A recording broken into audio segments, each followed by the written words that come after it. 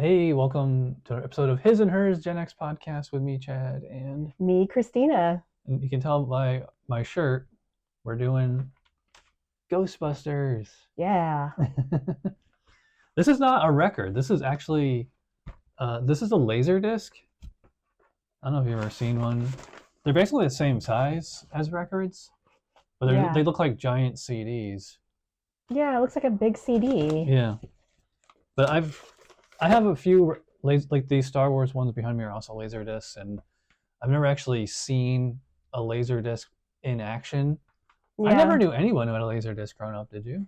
We had them in school, like in seventh grade, Mm-hmm. and then they kind of went away.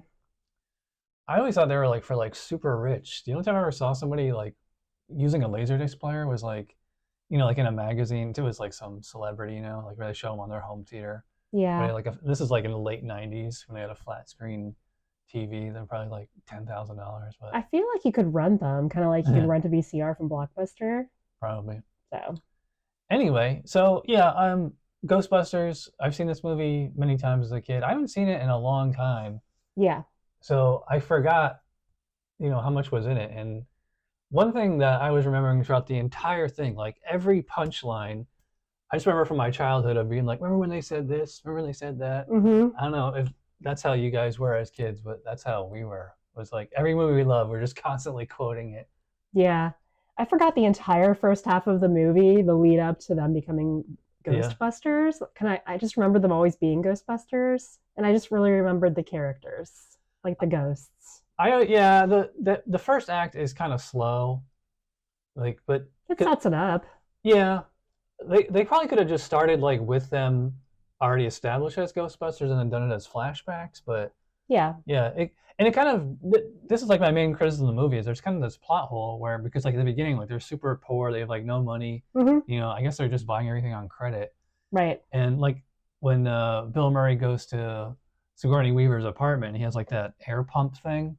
Like that's like the most technologically savvy device that they have. And then like the next scene or two scenes later when they're at the hotel or whatever it is, and they're using the actual guns that how do they go from that to that so fast? Like I'm watching this movie and like all I can think of is like all the Ghostbusters are basically Big Bang Theory took so much from that. Just like the epitome of the nerd. Like geek beyond geek. Like this is something that only happens in cartoons and sitcoms. Mm-hmm. This movie has like a very cartoon theme to it the entire thing. I don't mean like it looks like a cartoon. I mean like the entire like just the attitude. Like if this movie had came out originally as animated and then they did a live action, you would think like that's ridiculous. But to me, I'm just watching this. I'm like, all I'm seeing is just cartoon. Yeah, there was a lot of sitcom-y elements. Like I Yeah. could see Kramer from Seinfeld, Hmm. kind of just the way he acted. I can see that in some of these characters. Yeah. Bill Murray, just complete and total scene chewing ham. Yeah, You know, just yeah. overboard on everything. Totally sarcastic. Hmm. I would say like this performance is like the epitome of the Bill Murray performance. Yeah. And there were many Hmm. for me in that era. For me, like this was probably as a kid. So this came in '84, so I would have been 9. No, I would have Yeah. been yeah, it would have been like 8 or 9, maybe 7. But I don't know if I saw this in the theaters. In fact, I think I saw this on home video at my campground, if I remember correctly. I remember people talking about it in school. Hmm. Yeah. But I don't remember if I saw it in theaters or not. But anyways, remember that part at the end where the Stay Puft Marshmallow comes and Ray's like, it just popped in there, and he's like, I'm thinking about toasting marshmallows at Camp Wakanda. Right. The camp that we went to in upstate New York was called Wakanda. No kidding. Yeah, because I remember in fact, I remember watching this in like the clubhouse or whatever, and like whether say they have like a actually not even TV as big as mine, and just everybody from the campground gathers around to watch a movie. Hmm. And I remember when they said that, everybody was like clapping and cheering. I was like, I wonder if he meant this camp, you know? Yeah, maybe he went to Camp Wakanda when he was a kid. Yeah, it was just a weird coincidence. Yeah. But yeah, I just always remember that. Yeah. Every single punchline that hit, it just like was like hearing a song you haven't heard in such a long time. Like I just remembered it just came all right back to me. Yeah. I mean, my favorite is when the Stay Puft Marshmallow Man is there and Bill Murray's just like, there's something you don't see every day. I know, all these jokes, you just expect a laugh track, Mm-hmm. you know? Yeah. What else He was improvised most of that, Yeah, apparently. yeah. You could tell. It's just because he's just so loose. Yeah. It's like, did everybody else get a script and then he just showed up and did whatever he wanted? Is I that how know. it works? So I just had the trivia here, and it said, Bill Murray was last minute. It wasn't signed until right before shooting. Do you know who was supposed to film him or play that Belushi, character? John Belushi. John Belushi. Yeah. And then I guess, well, did he die around 84? I figure he died earlier than that. Yeah. I think this movie was in production for a long time. Yeah, Like, might have started around 82 or so. yeah, I think it was kind of like a brainchild of Dan Aykroyd. 'Cause, like he still is big into paranormal and Yeah. ghosts and all that. Like he's been on Rogan a couple of times, and he always talks about it because of course Rogan loves to talk about stuff like that too. Mm-hmm. I don't know. I figured John Belushi wouldn't have been believable as a scientific scholar. He would have just been a mess, honestly. So. Yeah, and in fact, this is almost kind of like the epitome of the Dan Aykroyd character too, because he always plays like the kind of nerdy character. Yeah. Did you ever see that movie Sneakers? No. Oh, we have to watch that sometime. But yeah, he was in that, and he was like almost the exact same character as this one. Mm-hmm. Just a total nerd. Like, I think, like Big Bang Theory, like those four main characters are an amalgamation of Dan Aykroyd characters, or heavily inspired by them. Oh, interesting. And the chemistry between the three of them, like the way Egon is, he's like so much like Sheldon. Like, even though this is a film, so it's like when you watch something on film, it gives it like a more realistic, or just serious, like a seriousness to it than when you're watching something on TV. Like like when it's on video versus film, just like the way that it looks. Mm-hmm. So it's like when Egon's saying like all this jibber jabber, he just sounds like Spock, and again, it's like you just expect a laugh track there. Like I don't know, it's just kind of ridiculous. I think Egon's meant to be like the straight guy. Yeah. That's like the voice of reason. Yeah. Well, yeah, it's funny because like he is, but he also just totally believes hook, line, and sinker whatever Rice says about the paranormal, That's true. Yeah, he's smart, but is he? Yeah, and it's funny because Venkman's like the skeptic. Because there should have been like a moment there where he was just kind of like, holy shit, that's real? Mm-hmm. Because like the movie opens with him, just testing students on ESP or whatever. Yeah. And he didn't really seem to believe it, he just wanted to hook up with this hot girl, That's what I was curious about. When he went to the library for the first time with the two other guys, it's like he didn't believe ghosts were real. Yeah. Was that his first experience? That's what it seemed like. Yeah, he definitely seemed to be a little skeptical or something. He was extremely skeptical because he thought maybe the woman was just like crazy or schizophrenic or something like that. And then it's only when he saw the ghost. But he couldn't be like a complete ghost atheist though, because he wouldn't have gone into business with them on let's start a ghost busting business to bust ghosts that don't actually exist, Right. He's like, there's something out there, but yeah, he was like the Scully to their Mulder, I guess. Just skeptical. Yeah. I said Bill Murray reminds me of Joe on Impractical Jokers, or maybe it's the other way around. I think Joe's whole persona is like just a total ripoff of Bill Murray. Yeah. Yeah, because Bill Murray's character, I mean, he's just kind of a womanizer. Yeah, he just says whatever he thinks, and he just like every single thing is like sarcastic quips and like completely out of the blue. Yeah. I also said he comes off as really creepy. He does. Okay, so there was that scene where he gives Sigourney Weaver's character Thorazine to knock her out. Yeah. And then he goes, and while she's knocked out, he like kisses her on the neck. Did you catch that? Yeah, and also just like he's in her apartment, just like checking every room. Yeah. It seems like very Sam Malone to me from Cheers. Yes. The womanizer like thing. He's just like hollering at her, and it's like he can't take a clue that she's not interested. Again, that's like Howard on Big Bang Theory, the first 3 seasons. Mm-hmm. He thinks he's a player, but he's not. Right. She's clearly annoyed by him. Yeah. And she's like, get out of here. And he says, no, I'll be back. Lewis, her dorky neighbor, is also kind of the same way. Like, he's just completely over the top, cartoon, Jerry Lewis type nerd. Yeah, he is definitely a cartoon character.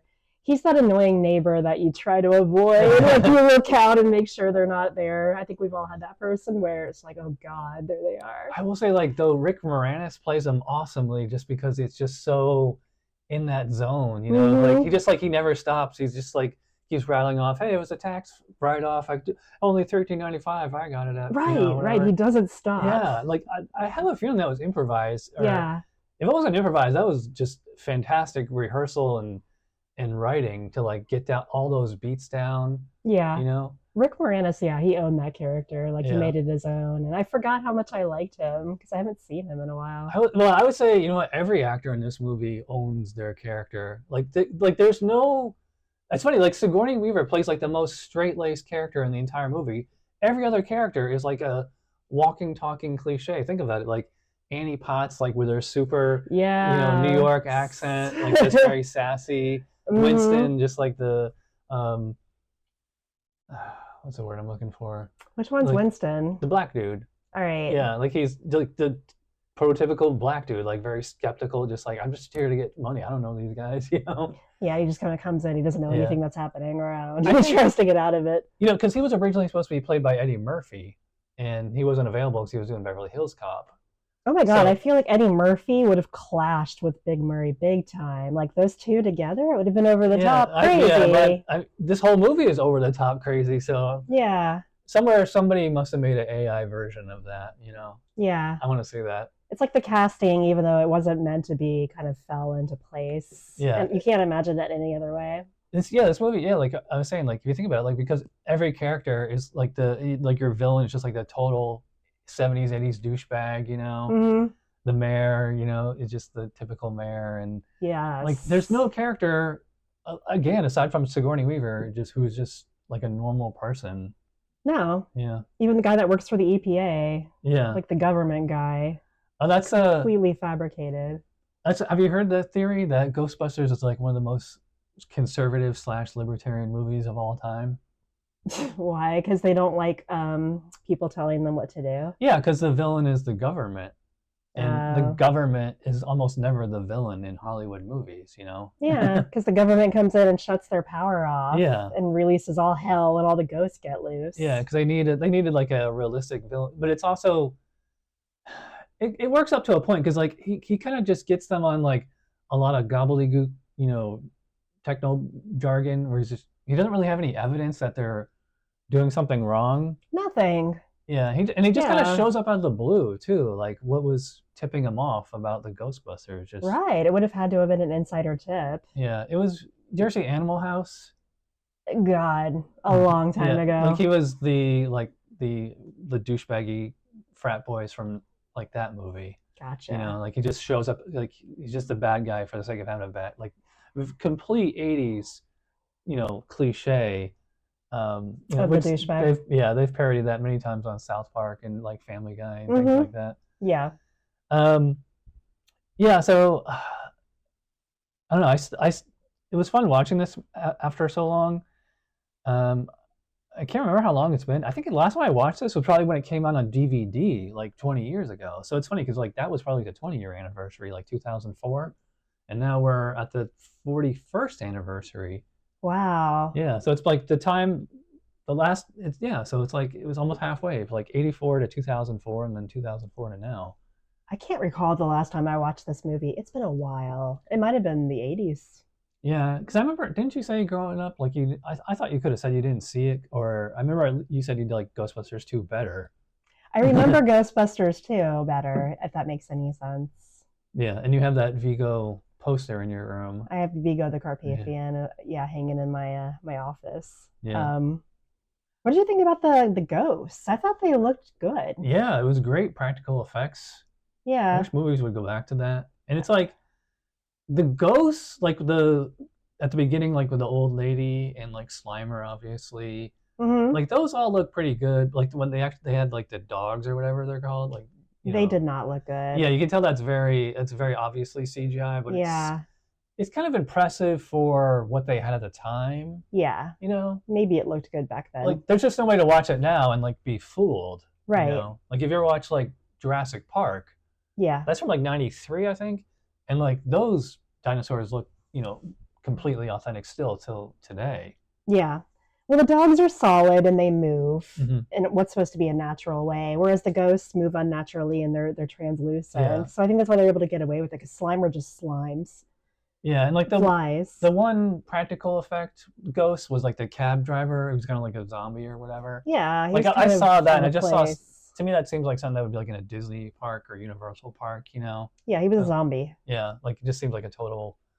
A lot of these ghosts seem like, and I like. There's actually not that much special effects time. Well, I guess there is, but like when they do have the special effects, like they really go all out, Mm-hmm.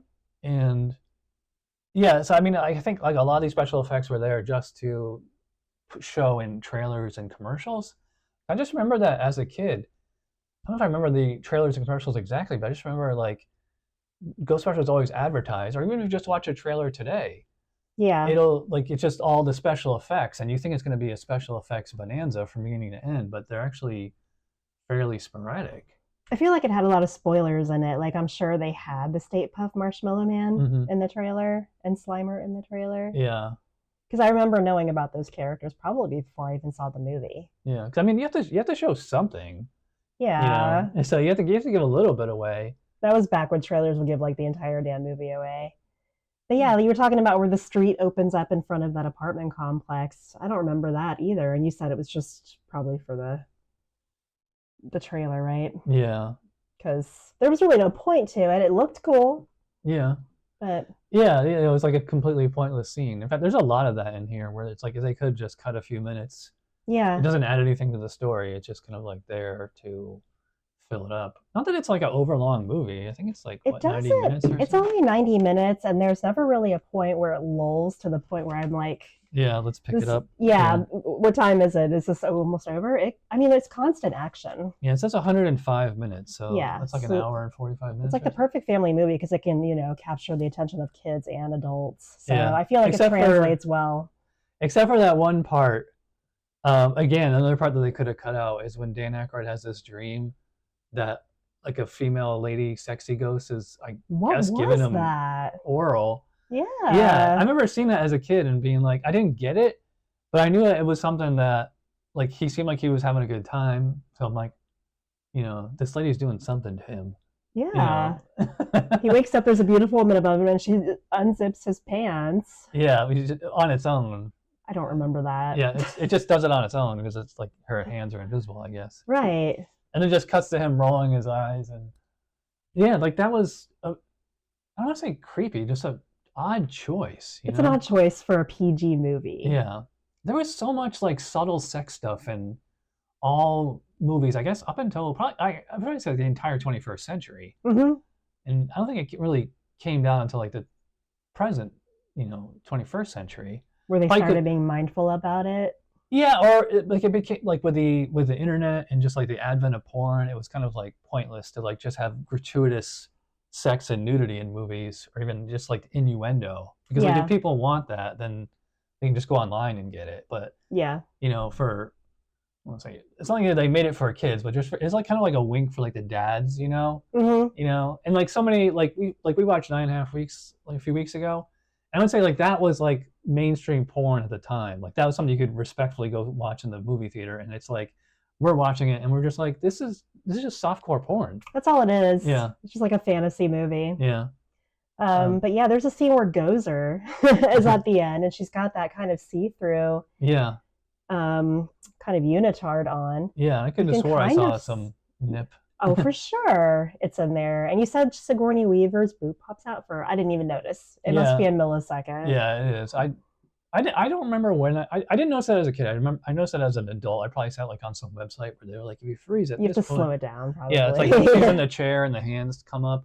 Actually, I used to have this on DVD when it first came out, and like if you watch the behind the scenes documentary and stuff, she actually talks about that of how, like she was talking to puppeteers and they're like, we don't want to grab your boob, Mm-hmm. So I'm sure it's on that Blu-ray that I have. But I mean, one like puts its arm. I don't know what's in the chair that grabs her, but it like puts its arm between her crotch. Yeah. So it's kind of suggested anyway. Yeah, it's this very.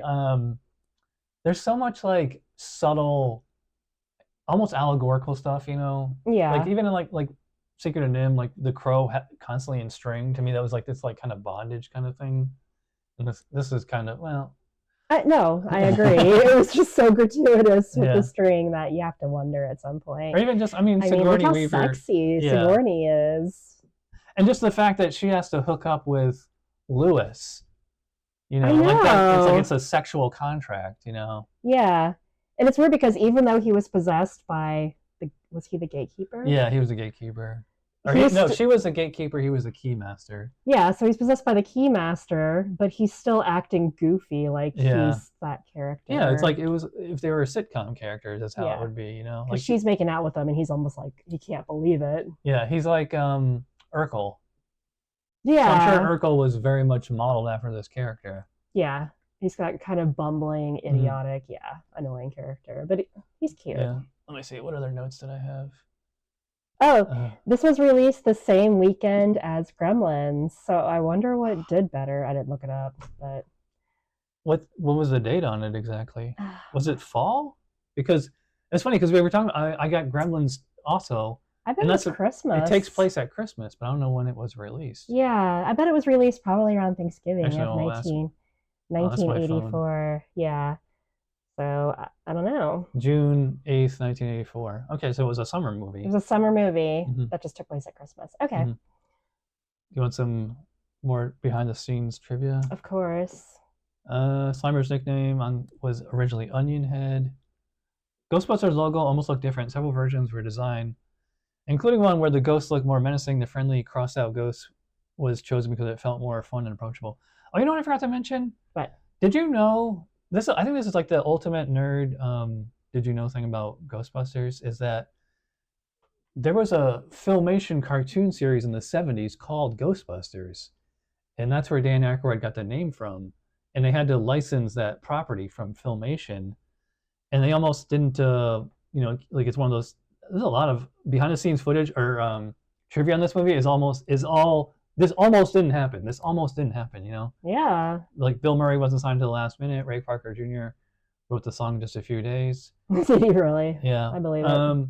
But anyways, about the so I don't know if you remember in the 80s and even the 90s growing up, like there was a cartoon based on this movie called The Real Ghostbusters. That came out in the 80s? Yeah, you don't remember that? I remember it happened. I don't remember. Just remember like a Ghostbusters cartoon? Yeah. Yeah, because I remember watching that like every day after school as a kid or before school. And it always blew my mind. I'm like, why do they have to say The Real Ghostbusters? And then I think I was at a friend's house who had cable, and they were showing, it was probably on Nickelodeon, and they had the Filmation Ghostbusters cartoon from the 70s. I'm like, wait, that's not the Ghostbusters, you know? I'm like, okay. And then somebody explained it to me, you know, what I just explained now is that it was originally in the 70s, and, you know, Ghostbusters took it, and that's why they call it cartoon The Real Ghostbusters. Well, in fact, you know, there was a bunch of real Ghostbusters comic books, like, within the last few years. Really? Yeah, and they did a crossover with the Teenage Mutant Ninja Turtles, the cartoon Ninja Turtles. Oh. Yeah, so I have that one if you want to read it. So did they work together to bust ghosts? Yeah, I can't remember. I haven't read it in years, but it was fun. You know, it wasn't like super like for kids, you know, but it had like the same kind of, you know, kid/adult vibe as the movie, but not nearly as funny. Like it's, you know, like the cartoon show is like a show for kids, but like the comics are like a little bit more, I don't say grown up or edgy, but or serious, I guess. Yeah. You know, because like it's not just all about, you know, laughs and, you know, I don't know. I'm pretty sure there was like a Ghostbusters cereal. I mean, it was like everything else in the 80s where they could just make a ton of money on it. Yeah, I would say Ghostbusters, that's like one of the A+ properties, IP, you know, intellectual properties of the 80s, maybe of the 20th century. Because it's just, there were so many Ghostbusters toys, a cartoon show. You know, lunchboxes, cereal. Lunchboxes, toys. And it, like, I think a lot of that, I think, was the cartoon. The cartoon ran for a few seasons, so it's just like that was just constantly, as long as it was on TV, you were seeing Ghostbusters. So like to have new Ghostbusters toys. Yeah. Oh, we forgot to talk about the video games. Oh, yeah. I didn't even play them though. Were they on Nintendo? Yeah, and it's funny because like that was, you know, the Angry Video Game Nerd. It was one of his first episodes, probably season 1 or 2, And it was like his first like really big. I think it was like a 2 or 3 parter.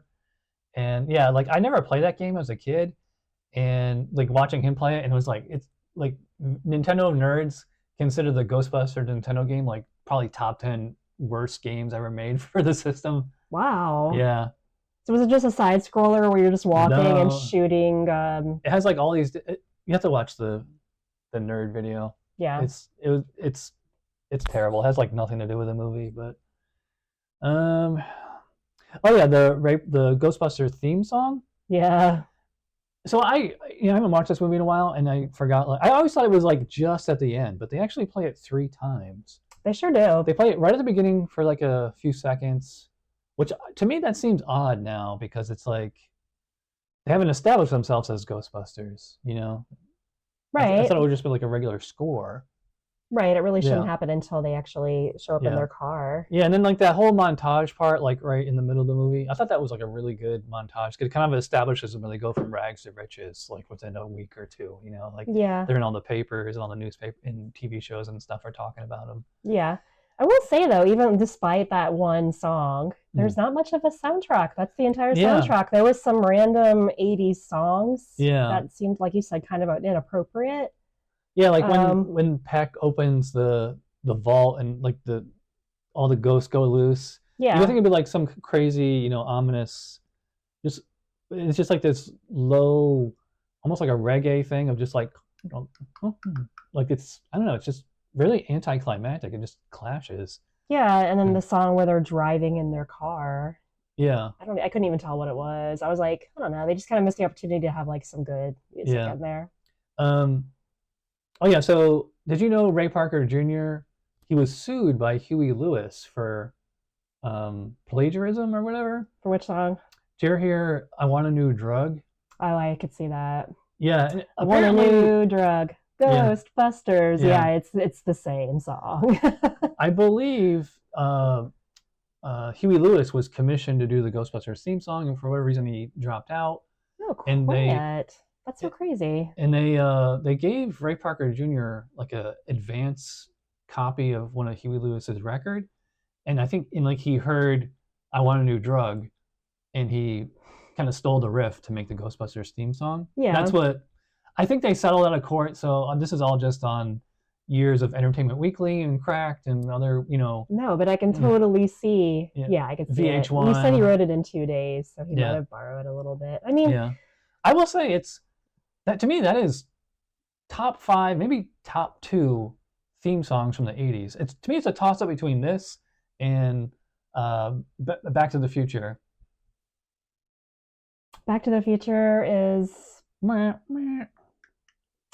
of Love, Huey Lewis in the News. okay, but this is the only theme song that actually says the damn name in the title, Ghostbusters. Yeah, but I'm saying like that one song that you affiliate with a movie, like all the James Bond movies of like the 70s and 80s, they would always commission like some A+ singer of the time to make it like, and it was like that was the song for the movie. Yeah. So like Power of Love would be Back to the Future, Ghostbusters obviously for this movie. In fact, there's actually a playlist I have on Apple where it's called 80s movies, like 80s movie songs. It's all and like Flashdance, Love Flashdance. Maybe I thought about we should start doing like some rankings where we do like our top 64, like just like a college, the basketball playoff bracket, it's 64 teams, so you have like 4 brackets of 16. Yeah. And then so like instead of doing like a top 100, so you do a head-to-head and like see who would come in next. Awesome. Yeah, I thought we could do. Yeah, I have a lot of ideas like this, but anyways, trying to think of like.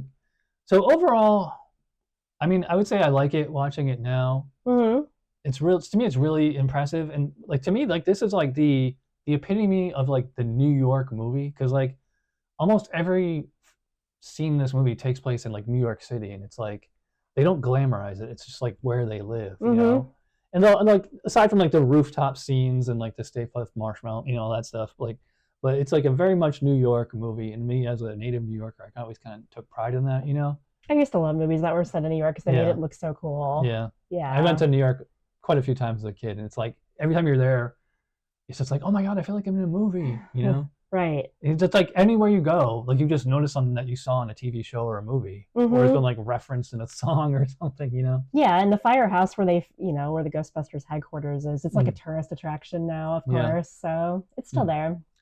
I don't know if I would put this as a kid. Like if we asked, 1989 Chad what my top favorite movies were, Yeah. I mean, this might have cracked the top 10, but like it was never usually my first choice to watch, Like if we could watch like any movie, I would probably go like with a more straight comedy. Mm-hmm. Um, Yeah. I mean, for me, this is the first time I've seen it in a long time, so yeah, obviously not too much. I don't know why. I like it a lot. yeah. It's just I never really watch it It didn't. to watch it. Yeah. What are your childhood memories of this? Did you? I must have seen it about the time it came out, and maybe I saw it again at some point, Mhm. but yeah, a lot of it I just completely forgot about. I just remembered the major characters, Stay Puft Marshmallow Man and stuff like that. So It's funny because like for me, the movie was always like mine, but the toys and the cartoon were my brother's John. Because like that, I think that cartoon went on until the '90s. I remember my brother; he had yeah. like Ghostbusters toys, and I was like, I never like when the movie came out, I never wanted any Ghostbusters toys. In fact, I don't think they even had any until a few years later. But Yeah, I don't remember anybody having the toys. But every time you go to a flea market or toy show or something, you'll see Ghostbusters toys there. Little action figures, Yeah, maybe, and the car, yeah, maybe. I'm yeah, trying to think of what they would be, but I don't recall having them. yeah. So, anyways, I'm not sure if for next episode we're gonna do Ghostbusters 2 or if I should pick something else. I don't know. Yeah, because it's spooky month. Yeah, It's October. I do have another childhood classic I thought we could watch, Do you? but we'll see. Okay. All right, You so have 2 weeks to decide. yeah, thanks for watching or listening. If you're on the audio podcast, make sure you follow us on Instagram, TikTok, YouTube, wherever you're watching or listening to this. All the things. Yeah. We're trying to build, especially on YouTube, we're trying to build up a following on there. So Mm-hmm. watch this far. You're awesome. And Yeah. smell you later. See you on the flip side. Bye. Bye.